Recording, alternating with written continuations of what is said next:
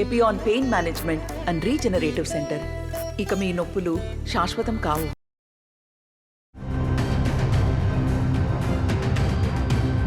ఖమ్మం పార్లమెంట్లో political cinema కనిపిస్తుంది.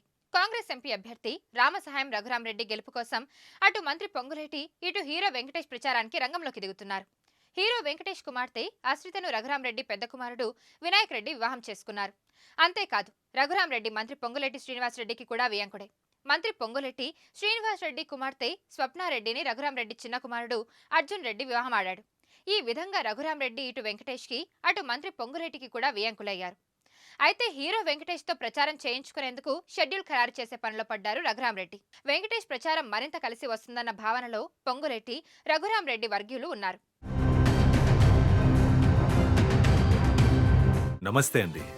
ఇది వ్యాపారం గురించి కాదు, ఓటు గురించి. ఎన్నికల్లో ఓటు వేయడం మన హక్కు మాత్రమే కాదు, కర్తవ్యం. ఎంతో మంది మహా నేతలు శ్రమించి ప్రాణత్యాగం చేసి ఈ అవకాశాన్ని మనకిప్పించారు. అందరూ ఓటు వేద్దాం. ఎందుకంటే ఓటు హక్కు ఊరికే రాదు. నా ఓటు ఎవరికో తెలుసా? అది సీక్రెట్ అండి.